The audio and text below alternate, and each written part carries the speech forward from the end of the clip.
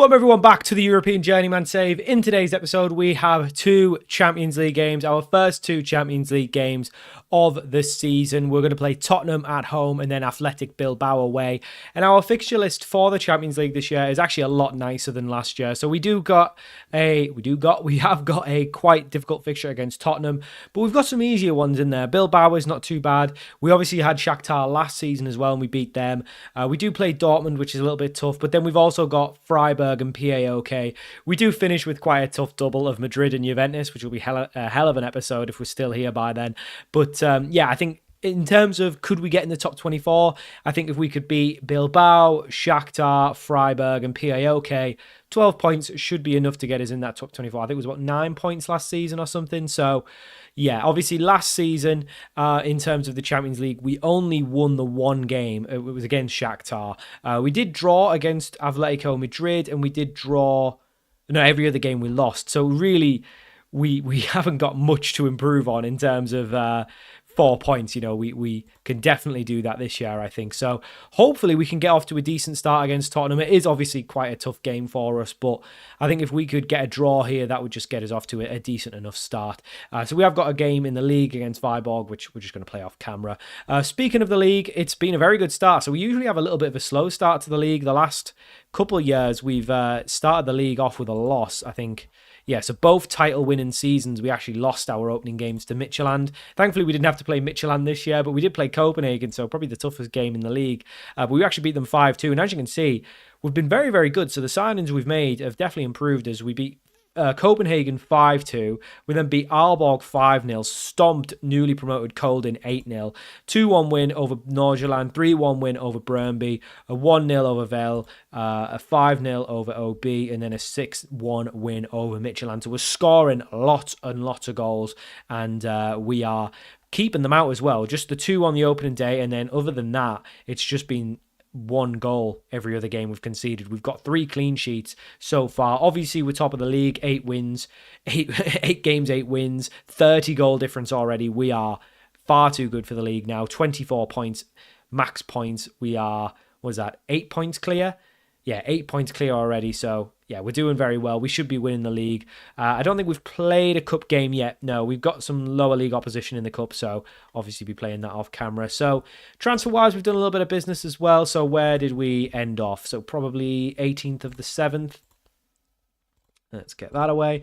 18th of the 7th. So a couple of boys have came in. A couple of boys have left. So Poulsen's moved to Mulder, went through after the window.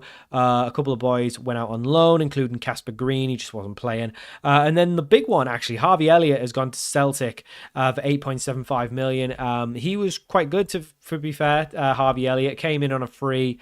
Did quite well in the first season. Did okay in the second season. Wasn't really getting a game. So he's went to Celtic for 8.75 million. He's got obviously quite a good start. He's quite a good player. So happy enough with that. I think we've got a lot of midfielders now, and as you can see, it's working out pretty well. We've signed a couple of players since he left us as well. Ruben Avila is the first one. He is a wonder kid, 20-year-old Mexican left winger. He can also play up front. We signed him from Chivas in Mexico for 8.5 million, so quite a cheap deal there. He is on a contract till 2035, so quite good. We are paying him a fair bit, but he's a good player. And then Igor Oyono joins us on a free transfer. As you can see, massive valuation on him. We are paying him quite a bit of wage for a deal till 2035, but he's only 24-year-old, Spanish. Not sure why he left Villarreal on a free, but he did. He scored 11 goals in La Liga last year. He's been regularly scoring in La Liga, so he's definitely far too good for our league. So for whatever reason, didn't get picked up. We can play on the right and the left. He can play up front. I really don't know where his best position is because we've only just got him quite recently. He hasn't played a ton yet. But I think advanced forward suits him quite well. He's very quick, got some good technicals, good mentals, so I think advanced forward suits him. Hasn't scored yet, but I'm sure it's just a matter of time until he hits the ground running. So for our first game, we will be playing Tottenham, and this is the team we're going with. So we've got Trubin in goal, back four of Grootfarm, Bejovic, Schlottiger and Ruiz, Diaz and Martin in midfield, Garçon on the right, who's been very good, and Darvic, who's been probably the surprise, not the surprise of the season, but considering I signed him thinking we were going to play a 10, we don't play a 10 anymore. We play him on the left wing. He's been incredible. 7 goals, 4 assists in the 8 games. He is far too good for us. Really is very good. Garçon is obviously more of a striker. We've been playing him as striker, but he's actually been playing on the right wing because of an injury, and he's actually been doing very well. Trincão's actually injured, so he's been playing there. Weirdly enough, Granheim's been really, really, really good. He's very just an overall very good player. Nothing particularly stands out besides his determination and flair. But other than that, I mean, I guess he's got some good technique. He works hard. So even though he doesn't show up as like would suit a pressing forward, for me, all of his stats do suit a pressing forward. He's fairly quick. He's a decent touch. He's got a good work rate. He's good off the ball. So I don't know why he's not shown as a good pressing forward. But he's got 7 goals and 8. Last season he got 8 and 12. So his goal return is very, very good. So he's going to partner up with Oyono up top. As you can see, Trincão is injured. Almada, we are trying to move on. It's just a case of we haven't really got space for him. Albertengo kind of lost his place a little bit, but he's been decent as well. He's scored 4 and 8, mostly off the bench, so he's doing very, very well, all off the bench, should I say. Glenn Rash has actually got off to a decent start as well. New boy Mercau's been decent, but again, just struggling to maybe find game time for a lot of these lads. But this is pretty much the team we've been playing. Nick Ullum unfortunately has dropped out of the side, but I tell you what, this Martin is just very, very good. He's unbelievable. He's been so good. So I've bigged up the team. Hopefully we can go out and play Tottenham and not lose. But like we know, it is quite a step up playing Tottenham. So very familiar lineup, quite a young lineup, but I guess in 2032 it's not that young anymore. Still lots of players you'd recognise. I mean, that's pretty much. I mean, Calafiori's there, a bit of a snake. The Arsenal boy in the Tottenham lineup, but there you go, doing a Sol Campbell. So, I mean, looking at that lineup, it doesn't scare me. I think we can take it to them. I don't think there's anyone there that is too good for us to handle. I really don't. So, obviously, I don't know how some of these boys have kicked on. Mikey Moore might be an unbelievable player now. But yeah, I think if we could take a draw here, that would be a very good result. I mean, we are at home. You never know. If we could get a win, that's even better. But obviously, we've been doing really well in the league, so it'll be good to test us against better sides, see how we are. In terms of job offers, not really anything come through. We had a offer from Wolfsburg, which I'll show on the screen. I'll just flash up an image of it or something. But we did get I recorded it just on the off chance that they did actually accept us. You know what? I don't even need to show it because it never happened. It didn't go through, so it doesn't matter. I won't show it. But I recorded it just in the off chance they did actually offer us the job. They didn't. I think their manager went and managed Serbia or something, so there was an opening. But they offered us an interview. I think I need to start giving different answers to the questions because every interview we've gone for now, we went for Leverkusen. We got the offer from Wolfsburg. So obviously they're interested in us, but then just something is stopping us from getting the job full time. I'm wondering if it's the media question where I'm just kind of dismissing it. So I might look at giving a different answer, hopefully, when we get the next interview, whenever that will be. But it's still quite early. That was outside the box. Don't be doing anything stupid, referee. That was outside the box. We all saw it was a mile out. Don't be daft. VAR, don't give it. It was clearly outside the box. Yeah, exactly. It was clearly outside the box. What an idiot. Referee, absolute fool. He'd have gave a penalty there and we'd be 1-0 down. Idiot. Front two's not having a great game, but they're probably struggling. I'm going to leave it on because, I mean, why not? You know? Oyono's still been getting up to full fitness, so not going to judge him too harshly. Potentially playing a striker out wide isn't working out too well for us today. We've created a bit more than Tottenham, so I guess we'll just leave it as is. Darvic not having a great game. Martin and Diaz are both getting pretty tired, so I think we'll make a couple changes in there. We'll bring Nick Ullum on for Leandro Martin. We will also bring Albertengo on for Oyono, and you know what? No, we won't do that. Actually, we'll take him off. We'll put Garçon back up top where he's best. And we will throw Glenn Rash on the right-hand side. Yeah, and I don't really like that either. What do I want to do here? What do I want to do? Let's just undo all of it. Undo all of it. Right. Nick Ullum, you come on. We've got a tired player there. Ronnie Edwards, you can come on as a ball winner. He knows Tottenham. What do I want to do here? I definitely want to play Garçon up top. I think that's a guarantee. Darvic, you go on the right, and we'll bring Ruben Avia on the left. Yeah, I think that looks nicer. I know Granheim's on a yellow, but hopefully he doesn't pick up a second being a striker. Yeah, hopefully that change doesn't hurt us too much. Ronnie Edwards is a centre-back, but he can play ball winner, so I'm not worried about it, except Tottenham have just scored straight after the substitute, so clearly not great on the substitute front. We do just seem to have a gap between us and the teams above us. There is that gap, and I just think it's going to be really hard for us to close it. And I thought, given how good the start of the season was, we might have closed it. And to be fair, we've not been a million miles away. We've just not really done anything in front of goal. Oh, I thought we'd equalise there. We just haven't really done anything in front of goal. So it's hard to say it's not been working. I mean, we've been the better side in terms of stats, but obviously stats don't win you the game. We'll make a few more subs. We'll bring Glenn Rash on for Darvic, and we will bring Albertengo on for Granheim as well. Albertengo's got some goals in him. Granheim just looking a little bit tired. We just need some fresh legs, I think. So probably not going to get much out of this game. And now Tottenham have another corner. Kulusevski to take. Oh, he's took it short, and I've done really well to close it down, actually. Like I say, we've done okay here. It's just against a better side, probably. I don't think Tottenham are that much better than us, which is disappointing. Oh, they've just got lucky. It's a deflection. But you make your own luck. They made the chance. I mean, they went for the same exact corner routine and we didn't learn. So, don't know what the set-piece coach is doing, but he probably needs sacking. But, yeah, not great. I mean, we're kind of getting beaten now. Oh, we've got one back. Oh, the linesman, course. Flag raised. Ruiz was offside. He might have been offside. I thought there was someone stand on the line, to be honest with you. But apparently there wasn't. It was disallowed. I mean, we may have just been getting back in the game there, but not to be. He's playing Calafiori in midfield. All right. It's a little bit odd.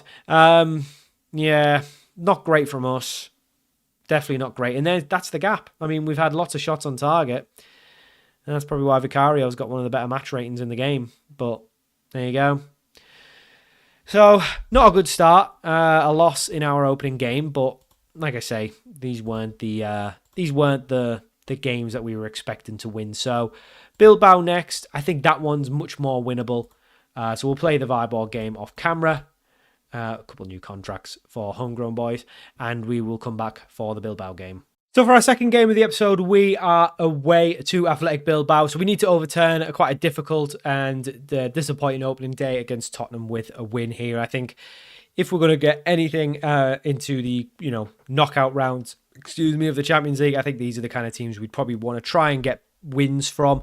We're going with the same 11. We just played this 11 in a league game and actually won 9-0 against Viborg. So the gap is massive now. Like, we are so much better than everyone else in the league, but that gap between this league and then the decent, you're not talking about the gap between here and the Premier League. You're talking about here in the Premier League top 4. It's quite a gap, So Bilbao, probably a decent side. We have got a bid for Almada from Braga and Club America, I think they're called, in Mexico. So good chance he'll be leaving. I don't know if that'll be in January or now. But either way, he's going. Ullum has picked up a knock, so he's going to be out for about a month. Trincao not back in training just yet, so misses out as well. So we're going with the same side. I mean, we just scored 9. So I feel like it's definitely a good enough side. It's just, can we close that gap between us and the top teams? So we do want to get in the top 24. I think we need, if we want to be making progress, we are obviously winning the league. We're getting in cup finals. Whether you win the final, a bit of a lottery sometimes. I'd like to see us win the cup this year. Bilbao lost their opening game, so they're definitely not unbelievable, but I would imagine they still have quite a good side. But it's quite a defensive formation from Bilbao. The least I'd want to get from today would be a point. But like I say, I think we can definitely beat Shakhtar because we beat them last year. We can definitely beat the likes of PAOK. I don't know how good Freiburg are. The fact that they're in the Champions League would suggest they're not bad, but I'd like to be beating those as well. Trubin pulling off a decent save. Not really what we want to be seeing, though. We want to be seeing us down the other end. It seems like we just don't create enough good chances against the good sides. Like, we just don't have the quality to get past better defences, which is a little bit of a shame. But we do well against Copenhagen and Midtjylland and Nordsjælland. They're not bad sides. I guess it's just an even bigger gap between those top teams in our league and then the top teams in the other league, which makes sense. I mean, I think this is like maybe the eighth or ninth best league in the world. That is a very poor pass from Martin, but he's done well to win it back. Granheim into Diaz, over the top to Garçon, takes it down. It's a tackle, last-ditch effort from the Bilbao player, but Garçon still got it, and Garçon's still going. I think he would have been onside because the referee didn't flag it. I thought he might have been offside if he'd have scored there, but he would have been onside. Davic to take the corner, swings it in, but just no one there. Should be aiming for the front post. And that is the dodgiest Aretha Balaga regen name I've ever seen. It's like his name's just been jumbled up and they've went, yeah, you're an Athletic Bilbao goalkeeper.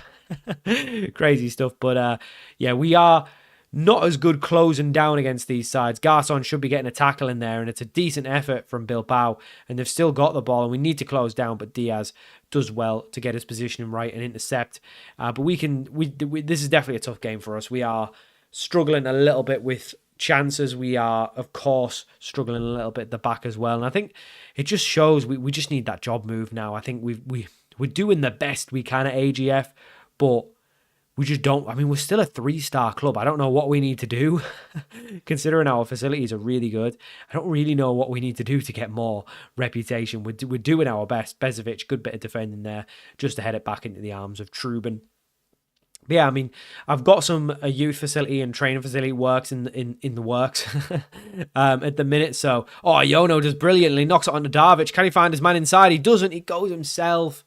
And the Barcelona man, who'll know Bilbao pretty well, I guess he didn't really play, so maybe he doesn't know them, should be scoring there, though. He's been in terrific goal-scoring form. And you'd think a chance like that he'd be burying, but not to be. Remains 0-0 going in the half. So not a bad half, but we went in the half against Tottenham 0-0 and didn't come out of it any better. So need to see a little bit more. Granheim not doing... I mean, the wingers not really doing their best. Seems like the attackers are doing okay. Everyone else doing just fine as well. Not the best game from Slotziger, but we've kept a clean sheet so far, so we'll be happy enough. But yeah, not a great start. I think it's been fairly even, but I can just sense their quality is a little bit higher than us. Bezovic does well to intercept Granheim up to Davic, onto Oyono back to Ruiz. We could build something up here. We're not bad at building up. I think their closing down is a bit better than ours, a bit more... probably just a bit faster, but Groot Farm on the right-hand side looks to drive forward, plays in Garçon if he can find his man. He does. He's brought down, nothing given, and Athletic Bilbao on the counter, one ball over the top and they're in. And Trubin at the near post. He should be saving it. The angle's so tight. He's closed it down the defender really well. He's forced him into a tight angle. And I don't know. I think that was a penalty. I think Granheim was brought down and we just got caught on the counter. We just stopped playing and Bilbao have taken the lead. And it's really disappointing because, again, we've held on for 0-0 at half-time, but then we come out second half and we're just beaten. It was one ball over the top on the turn and on the turnover as well. And we just didn't handle it well at all. Really poor from the defenders to get caught out by that. Granheim now goes back to Bezovic, into Martin. One ball over the top to Garçon. Can he get a ball in? He can. Oyono doesn't get up there, but he is brought down. Referee's giving a penalty. I mean, it looked a little bit soft to me. It looked like he just went up for the header. So I'll be surprised if it's given, but we'll take anything at this point. I guess we'll take it. He must have brought him down more forcefully than it looked. Davic, I think, has been the regular taker this year, and it is going to be Davic to take. Keepers went right side, but he does put it in, levels it up, and we needed that. We needed just something to get us back in the game, and Davic has provided that something from the penalty spot to make it 1-1. I think at this point, given how we've played the game, a draw, not a terrible result, but I think we should still be trying to get the win. The midfielders are getting very tired, which is a shame. We will make a change. Unfortunately, we can't really bring a midfielder on. Don't really want to bring Edwards on. It didn't go quite too well when we brought the subs on last time. I am going to bring Albertengo on, though, for Granheim. He did very well off the bench. And I think that's it. We'll bring Joe Lopez on as well. Groot Farm's very tired. And it seems like they are going down that right-hand side. So we don't want to be caught out. So just a couple changes. But the midfield will be tired. They'll just kind of have to put up with it, I think. Might make a change. Might take Garçon off soon as well. He's looking quite tired. But Bilbao looking to get forward. But Martin plays it long. I mean, I think there was a pass on there. Didn't need to go long. And we've lost possession. And it's a ball over the top, and there's just no one there. We were so out of position. We don't close down. He's got to be offside. He's not offside. He looked a mile off. There must have been someone on the right-hand side, or the left-hand side, should I say, that was playing him on. He looked a mile offside, but it's not given. And we're a goal down again. And that comes from, again, a sloppy pass in the middle.